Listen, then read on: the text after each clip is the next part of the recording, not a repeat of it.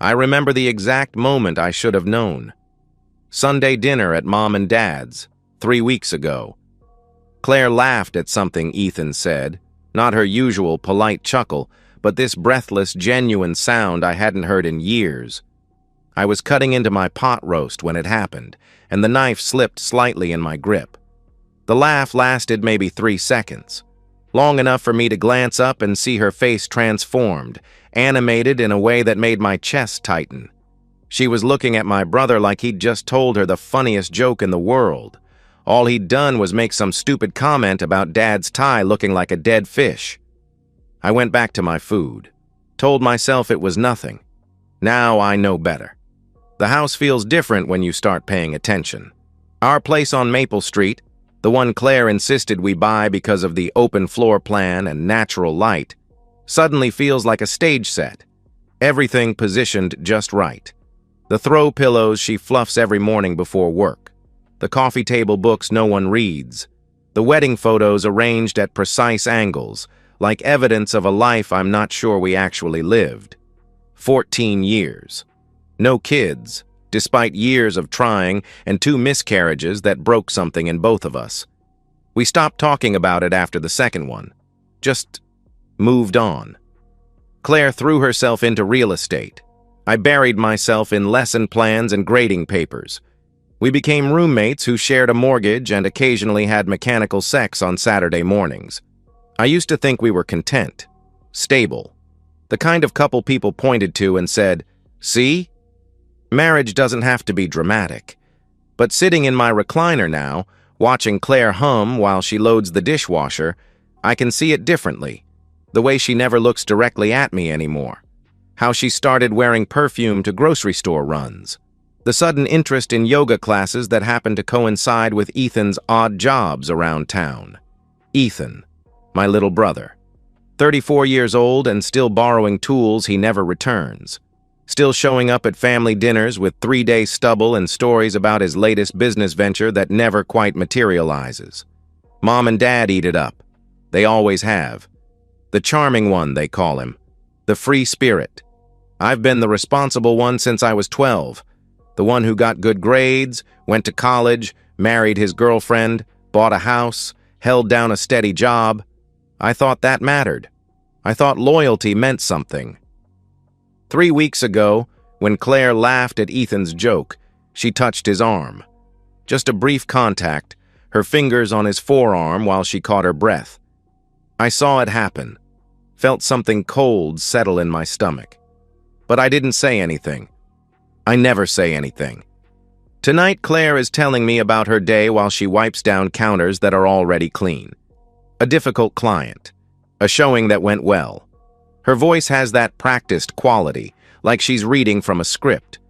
I make appropriate sounds, nod at the right moments. She's wearing the blue dress I bought her for our anniversary, the one she said made her feel beautiful. She hasn't worn it for me in months, but apparently Tuesday evening dishwashing calls for special attire. "Mark?" "You're quiet tonight," Claire said. I looked up from my paper. "Just tired. Long day with the sophomores." She smiled, but it didn't reach her eyes. It never does anymore. "You work too hard. Maybe you should take some personal days, get away for a weekend." The suggestion hit wrong, too convenient, too eager. "Maybe," I said. "We could go somewhere together, like we used to." Something flickered across her face. Guilt? Irritation? It was gone before I could read it clearly. "Oh, you know how crazy things are with spring listings. Rain check?" she replied. Rain check. For 14 years, everything's been a rain check with Claire. I folded my paper and headed upstairs. She called goodnight from the kitchen, but her voice sounded relieved, like she was glad I was leaving her alone. In our bedroom, I sat on the edge of the bed we've shared for 8 years and tried to remember the last time we had a real conversation. Not logistics about bills or schedules or whose turn it is to call the plumber. An actual conversation about thoughts, feelings, dreams. I can't. The sad part is, I've been defending this marriage to myself for so long that I've forgotten what I'm defending. Claire and I don't fight because we don't care enough to fight. We don't have passion because passion requires vulnerability, and we haven't been vulnerable with each other in years. But that laugh, that genuine, surprised, delighted laugh she gave my brother, that was vulnerability. That was real. I just wasn't the one who earned it. The message comes while I'm making breakfast. Tuesday morning, 7:23 a.m. Claire's in the shower, and her phone lights up on the kitchen counter where she left it charging. The screen shows a preview of a text from E. Same time tomorrow? I stare at those 4 words while the coffee maker gurgles behind me. Such a simple message. Innocent even, if you don't know the context. But I know Ethan's number by heart. I've been calling it since he got his first cell phone in high school, usually to bail him out of some mess or another. The screen goes dark. I keep stirring scrambled eggs that no longer smell appetizing. Claire comes downstairs actually humming, while she towel dries her hair. She's wearing a new blouse I haven't seen before, navy blue silk that costs more than I spend on clothes in 3 months. "Morning, hun," she said, kissing my cheek in that automatic way married people do. Her lips felt cold. She reached for her phone without looking at me, glanced at the screen, and I watched her face carefully. Nothing. No reaction. Just the same pleasant, distant expression she wears when checking weather or email. "Anything important?" I asked. "Just work stuff," she replied. She slipped the phone into her purse and smiled. "You're up early today." "I'm up early every day. Have been for years." But I didn't correct her. After she left for the office, I sat in the kitchen surrounded by the remnants of our perfectly normal morning. Coffee cups in the sink, her toast crumbs on the counter, the faint scent of her perfume still hanging in the air. Same time tomorrow? I've never been good with technology, but 14 years of teaching high school has taught me a few things about digital footprints.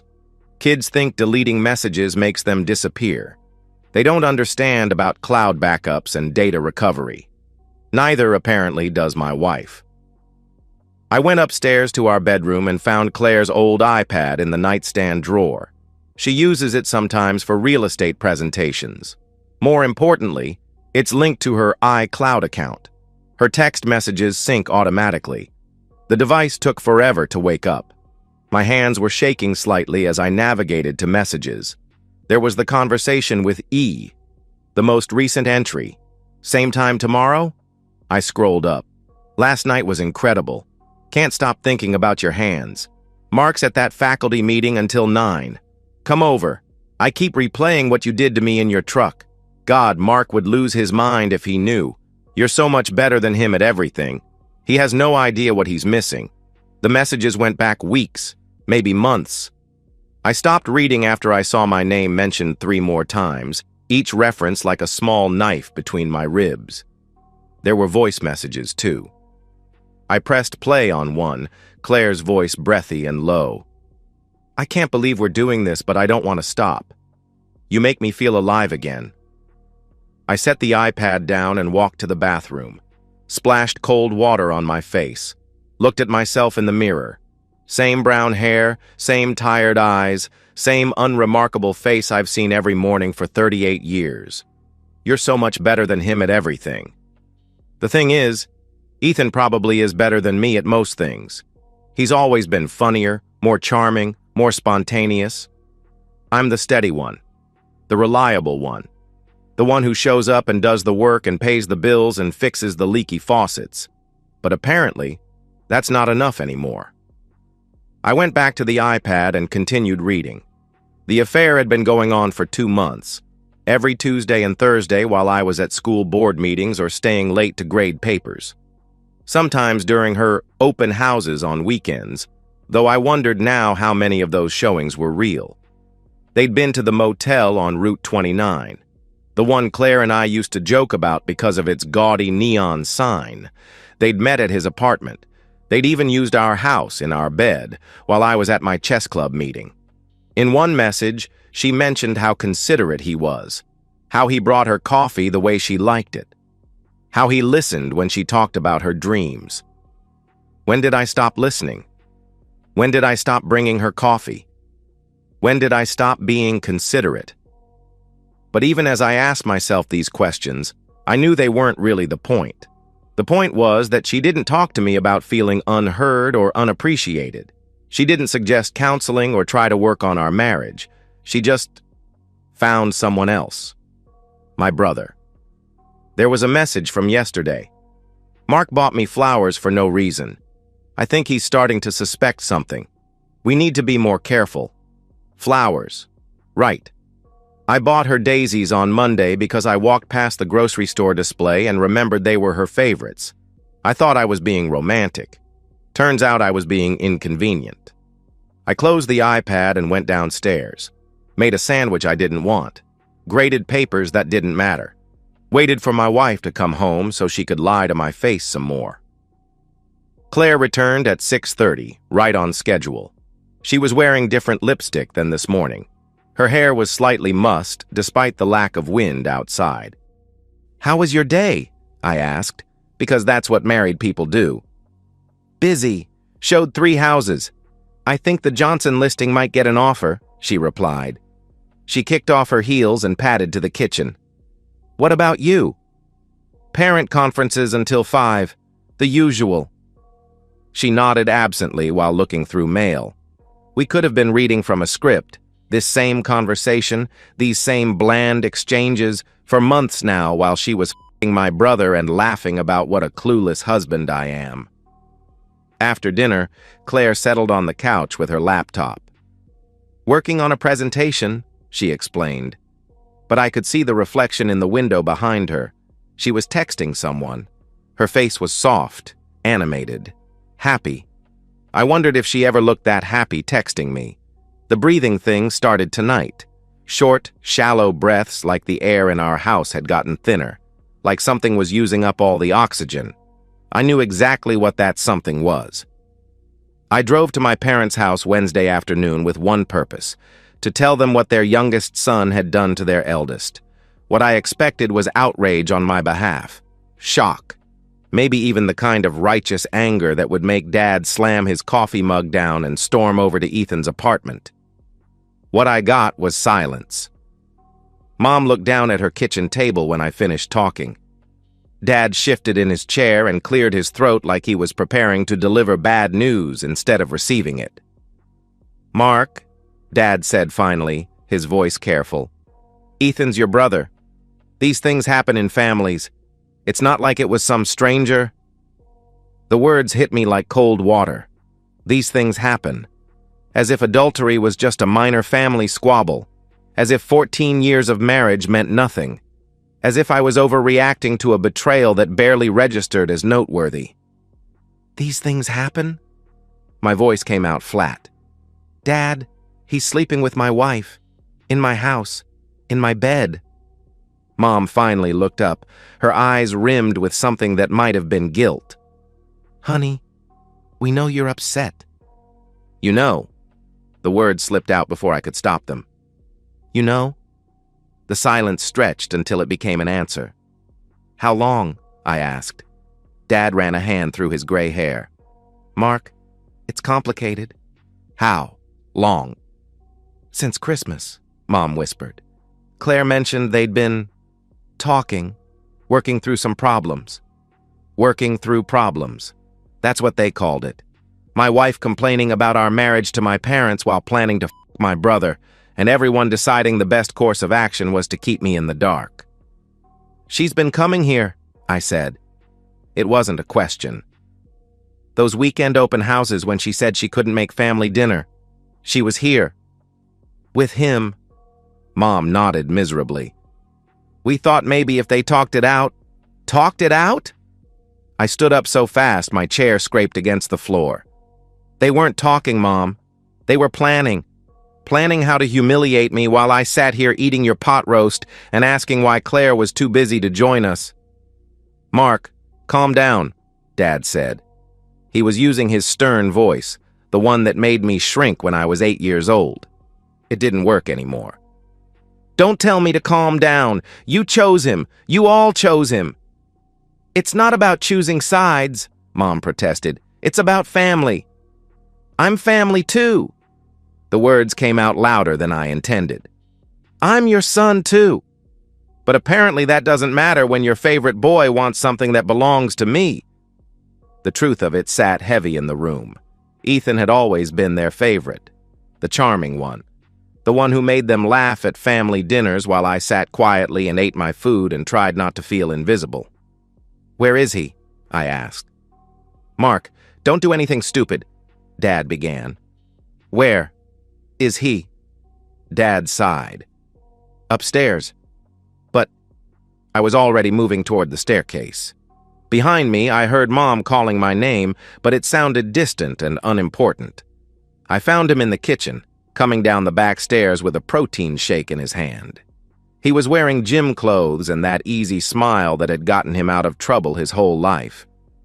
When he saw me, the smile didn't falter. Hey, Mark. Mom said you stopped by, he said. He took a sip of his shake like this was a normal family visit, like he hadn't been f***ing my wife 24 hours ago. We need to talk. Sure. He leaned against the counter, completely relaxed. What's up? What's up?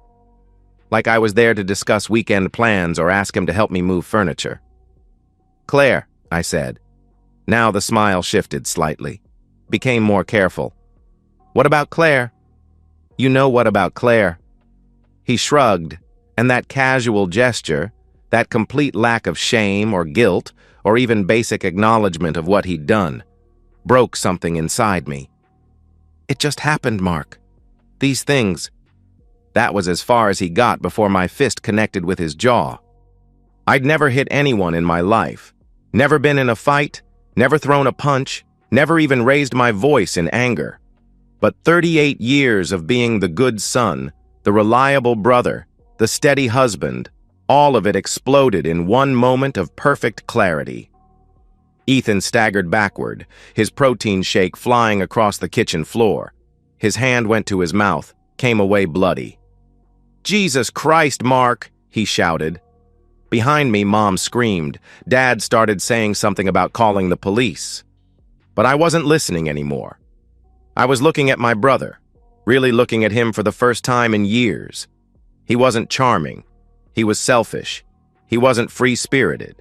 He was lazy. He wasn't lovable. He was a parasite who took what didn't belong to him because he'd never had to work for anything in his life. And everyone had protected him. Everyone had made excuses for him. Everyone had enabled him to become the kind of man who would steal his brother's wife and then act surprised when there were consequences. You broke my f***ing jaw! Ethan's voice was muffled by the hand covering his mouth. Good, I said. Maybe now you'll remember what happened the last time you took something that wasn't yours. I walked past my parents without looking at them. In the driveway, Dad called after me, something about working this out like adults. But I was done working things out. I was done being the adult in a family that treated me like a child. The steady one had just become unpredictable, and it felt fantastic. I drove for 3 hours without going anywhere specific. Past the high school where I'd taught for 12 years, past the diner where Claire and I had our first date, past the motel where she'd been meeting my brother every Tuesday and Thursday. My phone rang constantly. Claire, Mom, Dad. I didn't answer. Couldn't think of a single thing any of them could say that would matter now. Eventually, I ended up at Riverside Park, sitting on a bench overlooking the James River. It was the same bench where I'd proposed to Claire 8 years ago. I remembered thinking then that we were building something solid together, something that would last. I was wrong about a lot of things. My phone buzzed again. This time it was a text from Claire. Where are you? Your parents called. We need to talk. We need to talk. After 2 months of sneaking around, now she wanted to talk. I thought about the voice message I'd heard this morning. You make me feel alive again. The implication being that I made her feel dead. That our marriage was something to be endured rather than enjoyed. You're too loyal, she'd told me once. It's almost boring. I thought she was joking. Now I wondered if it was the most honest thing she'd ever said to me. Another text. Mark, please. I know you're angry, but we can work through this. Work through this. Like it was a communication problem instead of a complete betrayal of everything we'd promised each other. A third text. I love you. Please come home. I love you. 3 words that should mean everything and now meant nothing. Because if she loved me, really loved me, she wouldn't have been able to do what she did. The sun disappeared behind the trees, and the temperature dropped. I should go home, face whatever conversation was waiting for me, play the role of the hurt husband trying to save his marriage. But I didn't want to save it anymore. That was the revelation sitting there in the growing darkness. I didn't want to forgive Claire. I didn't want to work through our problems. I didn't want to pretend that what happened was some kind of mistake we could recover from. I wanted to be done. I drove home slowly, taking the long way through neighborhoods I'd lived in for 8 years but never really seen. The houses looked different in the dark, bigger, more mysterious, like they belonged to other people living other lives. Our house was lit up when I pulled into the driveway, every window glowing, like Claire was trying to signal that life went on as normal. She was waiting in the living room when I walked in, still wearing the blue silk blouse from this morning, though it was wrinkled now. Her eyes were red from crying. Thank God, she said, standing up. I was so worried. Your parents said... I know what my parents said. She stopped moving toward me. Something in my voice, maybe, or my posture, or the fact that I wasn't rushing to reassure her that everything would be okay. Mark, we need to talk about what happened with Ethan, she said. No, we don't. He said you hit him. That's not like you. How would you know what's like me? You haven't been paying attention. Her face crumpled slightly. I deserve that. I know I've made mistakes. Mistakes? The word came out flat. Claire, mistakes are forgetting anniversaries or leaving dishes in the sink. What you did was a choice. Multiple choices made over months to lie to me every single day. I never meant for it to happen, it just happened. Right. Your clothes just fell off. You just happened to be in the same bed where I sleep every night. You just accidentally sent voice messages about how much better he is than me. She went very still. You read my messages. I did. That's a violation of my privacy. The audacity of it almost made me laugh. Your privacy? You've been f***ing my brother in our house and you're worried about privacy? Don't be crude, she said. Claire, you spent 2 months being crude with Ethan. You described things you did with him that you've never done with me. You compared us, in detail, so don't suddenly develop delicate sensibilities. She sank back into her chair, tears starting again. I didn't mean those things. I was just caught up in the excitement. Excitement. That's what she called destroying our marriage. Did you ever love me? I asked. The question caught her off guard. Of course I love you. That's why we can work through this. That's not what I asked. Did you ever love me? Really love me? Or was I just convenient? She opened her mouth to answer, then closed it. The silence stretched until it became an answer. I see, I said. I went upstairs to our bedroom and pulled my old duffel bag from the closet.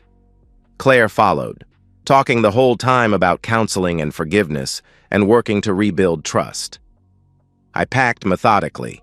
Clothes, toiletries, the journals I'd kept since college. Where are you going? She asked. Away. For how long? I looked at her standing in the doorway of the bedroom we'd shared for 8 years. She was still beautiful, still the woman I thought I'd grow old with. But she was also a stranger who'd been playing a role for months, maybe years. I don't know. Mark, please. I'll do anything. I'll never see him again. I'll quit real estate and find another job. We can move somewhere else, start over. Start over. Like geography could fix what was broken between us. It's too late for that. It's never too late. Marriage is about forgiveness, about choosing each other even when it's hard. You're right, I said, zipping up the bag. It is about choosing each other. But you didn't choose me, Claire. You chose Ethan. You chose excitement over stability. You chose lies over truth. At the front door, I turned back to look at her one last time. I left the house keys on the kitchen counter, I said. My lawyer will be in touch. Your lawyer?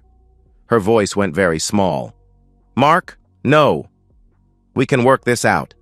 We just need time. We had time. 14 years of it. You decided to spend the last 2 months of that time with someone else. I walked out into the night air and didn't look back. Behind me, I heard Claire calling my name, but it sounded distant and unimportant, like someone else's problem. The divorce attorney had sharp eyes and a sharper reputation. Rebecca Morrison. Her office overlooked downtown Richmond, all glass and steel that made you feel like you were floating above the messy lives of ordinary people.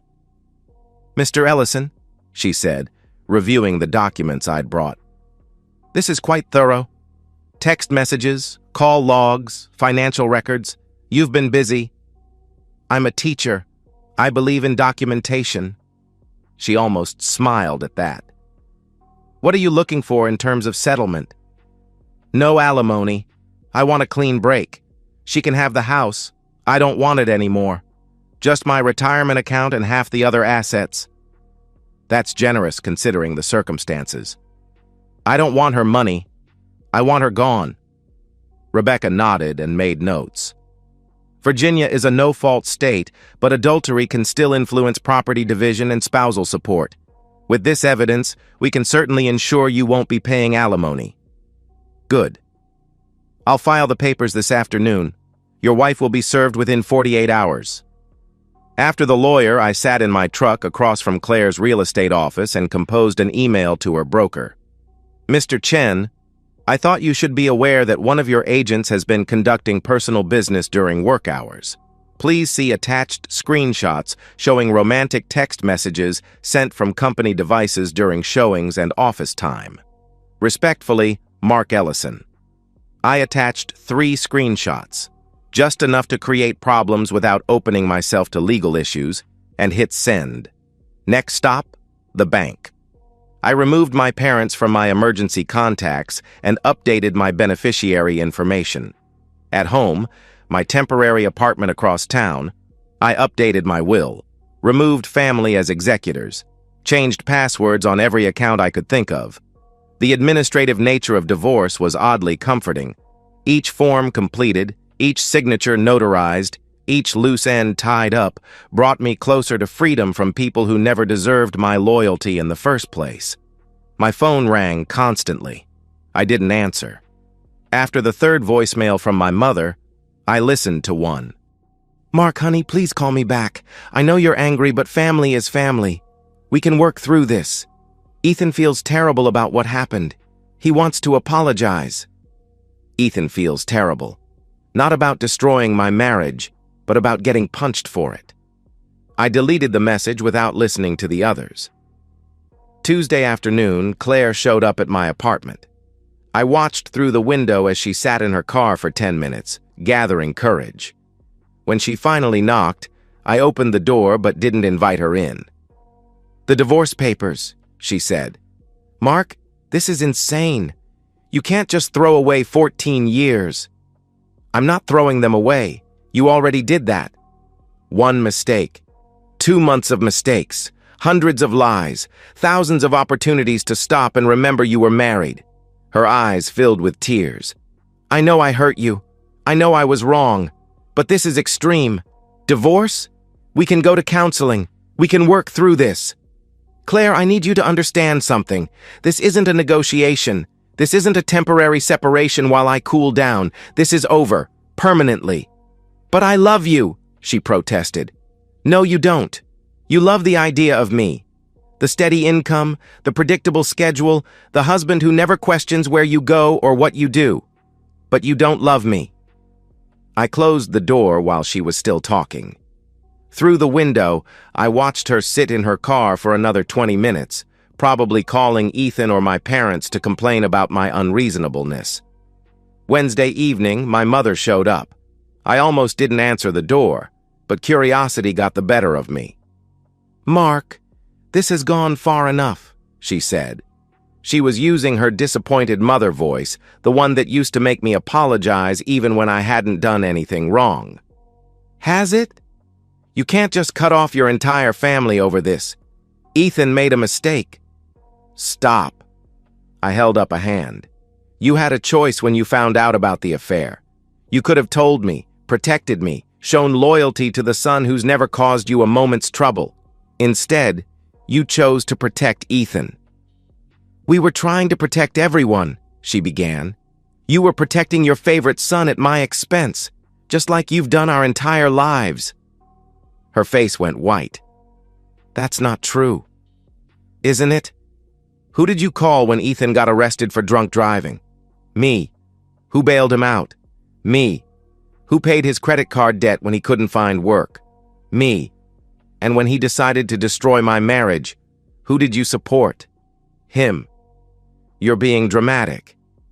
"I'm being honest, and the truth is, I don't want to be part of a family that values charm over character." She tried to hug me. I stepped back. "Don't," I said. "You made your choice. Now live with it." She left crying, and I felt nothing. No guilt, no regret, no sadness. Just relief that the conversation was over. Thursday, my principal called about my resignation letter. I explained the situation in clinical terms: divorce, family issues, need for a fresh start. "I'm sorry to hear that, Doctor," Williams said, "but you're one of our best teachers. Are you sure you want to transfer?" "I'm sure. I've already applied for positions in other districts." Friday afternoon, I got a text from an unknown number. When I opened it, it was a selfie of Ethan with his jaw wired shut, holding a sign that said, "Sorry." I deleted it without responding. Claire called one more time. I answered. "Mark, please, just tell me what I can do to fix this," she pleaded. "Nothing," I said. "There's nothing you can do. There has to be something, some way to earn your forgiveness. Claire, you don't get to say sorry now. You had 2 months to choose me over him. You chose to keep lying instead." "But I'm choosing you now." "No, you're choosing to avoid consequences. There's a difference." The line went quiet for a long moment. "I never meant for this to happen," she said finally. "Yes, you did. Maybe not consciously at first, but every time you texted him back, every time you met him somewhere, every time you looked me in the eye and lied about where you'd been, those were choices. You meant all of it." I hung up and turned off my phone. 6 months later, I was sitting in my classroom in Harrisonburg, grading essays about the Revolutionary War while snow fell outside my window. The school was smaller than my old one, the students more engaged, the administration less political. I taught 5 sections of American history and sponsored the chess club. It was a good life. Quiet, but good. My apartment was Spartan: a couch, a bed, bookshelves, and not much else. No photos, no mementos, nothing that connected me to the life I used to live. I ate dinner alone, graded papers alone, watched old movies alone. Some people might call it lonely. I called it peaceful. The divorce was finalized 3 months ago. Claire got the house just like I wanted. She also got the debt that came with it. Apparently, real estate wasn't as lucrative as she'd pretended. I heard through my former colleague that she had to take a job with a different agency after the personal conduct issues at her old firm. I didn't feel sorry for her. Ethan left Virginia. Someone told someone who told someone that he moved to Florida, though I didn't know if that was true. I didn't care if it was true. My parents tried calling for weeks after I moved. I never answered. Eventually, the calls stopped. 2 months ago, my mother had some kind of health scare. A neighbor mentioned it to my former principal, who mentioned it to a teacher who thought I should know. I didn't call. I didn't visit. I didn't send flowers. They weren't my emergency contact anymore. They lost that privilege when they chose to enable my betrayal instead of preventing it. The hardest part wasn't the loneliness. It was the way other people reacted when they found out I had no family. The pitying looks, the careful questions about holidays and birthdays. They didn't understand that cutting them off wasn't a punishment. It was self-preservation. You can't trust people who've proven they'll sacrifice you for someone else's convenience. You can't love people who think your pain matters less than their comfort. Tonight, like most nights, I sat at my desk and graded papers until my eyes got tired. Then I made a simple dinner and read until bedtime. The routine was soothing in a way my old life never was. No drama, no hidden agendas, no wondering what secrets people were keeping. There was a teacher here, Jennifer, who seemed interested in more than friendship. She was divorced too, understood the need for space and time. We'd had coffee a few times, talked about books and movies and safe topics that didn't require sharing emotional wounds. Maybe someday I'd be ready for that kind of risk again. But not yet. I thought about Claire sometimes, usually when I was grading papers about loyalty and honor and the principles that built this country. I wondered if she ever thought about me, or if I'd become just another closed chapter in her life story. I hoped she'd learned something from the experience, though I doubted it. People like Claire, people like my family, don't change. They just find new ways to justify old patterns. The snow was getting heavier outside. Tomorrow would probably be a snow day, which meant I could spend Saturday reading instead of grading. Small pleasures, but real ones. My phone buzzed with a text from an unknown number. For a moment, my pulse quickened. Old habits die hard. But it was just Jennifer, asking if I wanted to see a movie this weekend. I thought about it for a moment, then texted back, yes. Progress comes in small steps. Trust rebuilds slowly, if at all. But sitting there in my quiet apartment, watching snow cover the world in clean white, I felt something I hadn't felt in years. Peace. Not the fragile peace of denial or avoidance, but the deep peace that comes from knowing exactly where you stand. No hidden agendas, no secret betrayals, no family members plotting against you while smiling at dinner. Just the truth, finally, after all this time. They thought I needed them. The wife who preferred my brother, the brother who took what wasn't his, the parents who enabled his theft. They thought I would come crawling back eventually, apologizing for my overreaction and begging to be included in their dysfunction again. They were wrong. I needed to leave them far more than I ever needed to keep them. The snow kept falling, covering everything in silence. Tomorrow I'd wake up in a world made new, clean and white and full of possibility. I'd make coffee for one, read the paper in peace, maybe call Jennifer and make real plans instead of just talking about them. I'd live the life I should have been living all along. Honest, solitary when I chose, connected when I wanted to be. A life where loyalty meant something and betrayal had consequences. A life where I was the main character instead of everyone else's supporting actor. They thought they could use me and keep me and discard me when something better came along. They thought I would always be there, reliable and forgiving and grateful for their attention. They thought wrong, and now they knew it. And so, we've reached the end of today's story. Was it what you expected, or did it take a twist you didn't see coming? I'm curious to hear your thoughts. Share them in the comments below, and let's get a conversation going. If this story kept you hooked, make sure to hit that like button. And if you're new here or just haven't subscribed yet, now's the perfect time to join our community. I bring you fresh, captivating stories every day, so click that subscribe button and turn on notifications so you never miss out. Thanks for watching, and I'll see you in the next one.